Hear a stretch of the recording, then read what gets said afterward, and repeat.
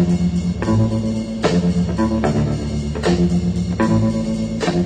Steve London from Big Frontier. We're talking about nightmares with a famous trendsetter and author Richard Laermer, author of Full Frontal PR and Trend Spotting. And tonight we're discussing one of Richard's favorite subjects besides himself, which happens to be not other people, but some of the marketing nightmares that he's observed in his capacity of working in the PR field for going on 20 years now.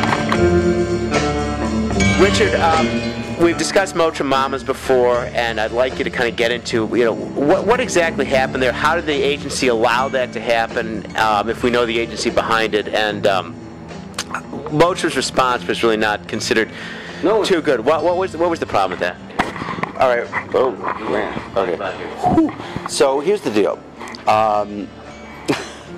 Motrin. Okay. Motrin decided that it would be really interesting to show mothers with backpacks and of course mothers carrying their children through those baby Bjorns, and how it would be actually interesting to sort of prove to the world that Motrin could help with the pain of the carrying process. And it was very insulting, or at least it was felt to be very insulting, by most people who had been mothers or were mothers. And what happened is, this was released Thursday in the week, and by Friday, the mommy bloggers all over the country had gone completely apeshit.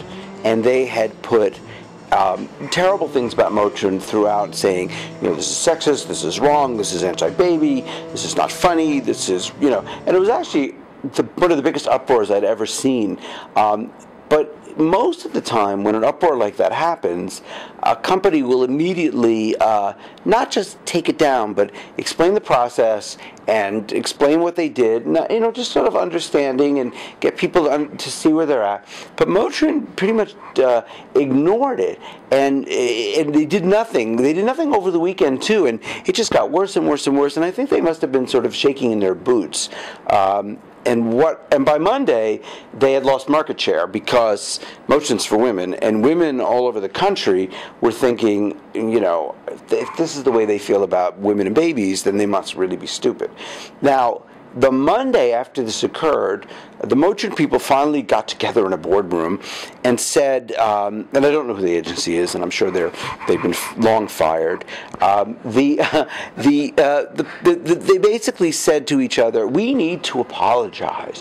Somehow, we need to get this right. So what they did was, instead of going out and putting out blog posts and talking to bloggers and doing social media and being on Twitter and doing what normally you would do, commenting on blogs, they put a statement on their corporate website, which none of the above went to ever. I mean, this was so antithetical to by a marketing director. Yeah, marketing director, right? The marketing director, thank you. Thank you for the reminder. The marketing director put it out there, and it was really stupid. No one saw it. And here's the big irony to all this. While this was going on, Ad Age was doing a story about this, and they were interviewing people and they were writing, and that story didn't appear until Tuesday, because that's when their weekly deadline was. So that was probably the biggest irony of them all, that the people that cover marketing saw this as something also that had to be reached on a deadline. So for the purposes of social media, this was the biggest fail ever on everybody's part. And by the time this was over, Motrin had such placenta on their face that it was almost impossible for them to be revived. Eventually they did, and they've done nothing like this since. As a matter of fact, they've done nothing.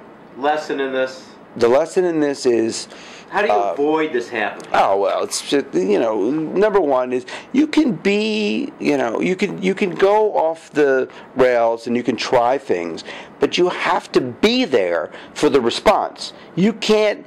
This isn't an echo chamber where you can put things out there and one day you'll you'll figure out how it works. This is not a focus group with M&Ms.